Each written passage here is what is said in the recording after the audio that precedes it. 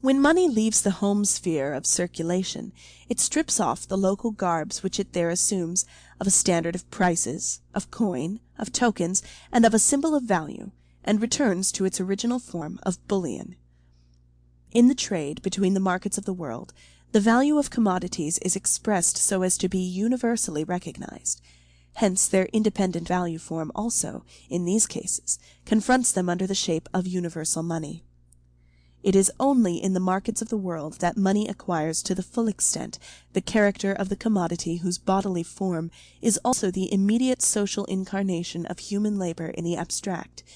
Its real mode of existence in this sphere adequately corresponds to its ideal concept. Within the sphere of home circulation, there can be but one commodity which, by serving as the measure of value, becomes money. In the markets of the world, a double measure of value holds sway, gold and silver. Footnote 59. The opponents themselves of the mercantile system, a system which considered the settlement of surplus trade balances in gold and silver as the aim of international trade, entirely misconceived the functions of money of the world. I have shown by the example of Ricardo in what way their false conception of the laws that regulate the quantity of the circulating medium is reflected in their equally false conception of the international movement of the precious metals. His erroneous dogma, "an unfavorable balance of trade never arises but from a redundant currency, the exportation of the coin is caused by its cheapness, and is not the effect but the cause of an unfavorable balance," already occurs in Barbon. "The balance of trade, if there be one, is not the cause of sending away the money out of a nation, but that proceeds from the difference of the value of bullion in every country."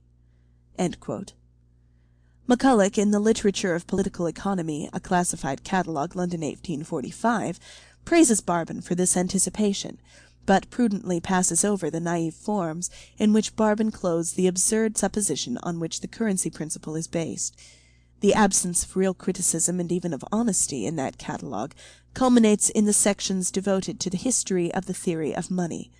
The reason is that Macaulay in this part of the work is flattering Lord Overstone, whom he calls facile princeps argentinorum.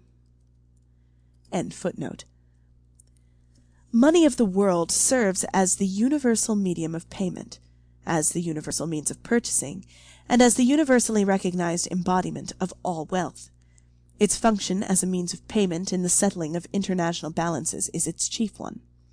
Hence the watchword of the mercantilists, balance of trade. Gold and silver serve as international means of purchasing chiefly and necessarily in those periods when the customary equilibrium in the interchange of products between different nations is suddenly disturbed. And lastly, it serves as the universally recognized embodiment of social wealth, whenever the question is not of buying or paying, but of transferring wealth from one country to another, and whenever this transference in the form of commodities is rendered impossible, either by special conjunctures in the markets, or by the purpose itself that is intended. Footnote 60. For instance, in subsidies, money loans for carrying on wars, or for enabling banks to resume cash payments, etc., it is the money form and no other of value that may be wanted. Just as every country needs a reserve of money for its home circulation, so too it requires one for external circulation in the markets of the world. The functions of hoards, therefore, arise in part out of the function of money, as the medium of the home circulation and home payments, and in part out of its function of money in the world. Footnote 62. L'argent se partage entre les nations relativement à besoins qu'elles en ont, étant toujours attirées par les productions. That is, the mines which are continually giving gold and silver do give sufficient to supply such a needful balance to every nation. For this latter function, the genuine money commodity, actual gold and silver, is necessary. On that account, Sir James Stuart, in order to distinguish them from their purely local substitutes, calls gold and silver money of the world. The current of the stream of gold and silver is a double one. On the one hand, it spreads itself from its sources over all the markets of the world, in order to become absorbed to various extents into the different national spheres of circulation, to fill the conduits of currency, to replace abraded gold and silver coins, to supply the material of articles of luxury, and to petrify into hordes. Footnote 63. Exchanges rise and fall every week, and at some particular times in the year run high against a nation, and at other times run as high on the contrary. End footnote. This first current is started by the countries that exchange their labor, realized in commodities, for the labor embodied in the precious metals by gold and silver producing countries.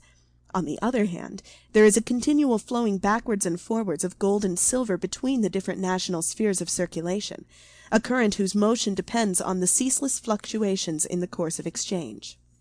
Footnote 64. These various functions are liable to come into dangerous conflict with one another whenever gold and silver have also to serve as a fund for the conversion of banknotes. End footnote. Countries in which the bourgeois form of production is developed to a certain extent limit the hoards concentrated in the strong rooms of the banks to the minimum required for the proper performance of their peculiar functions. Footnote 65.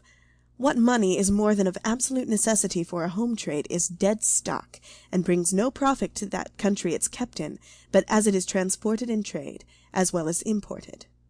What if we have too much coin? We may melt down the heaviest and turn it out into the splendor of plate, vessels, or utensils of gold and silver, or send it out as a commodity where the same is wanted or desired, or let it out at interest where interest is high. Money is but the fat of the body politic, whereof too much cloth as often hinder its agility as too little makes it sick. As fat lubricates the motion of the muscles, feeds in want of victuals, fills up the uneven cavities and beautifies the body, so cloth money in the state quicken its action, feeds from abroad in time of dearth at home, evens accounts, and beautifies the whole, although more especially the particular persons that have it in plenty. End footnote. Whenever these hoards are strikingly above their average level, it is, with some exceptions, an indication of stagnation in the circulation of commodities, of an interruption in the even flow of their metamorphoses,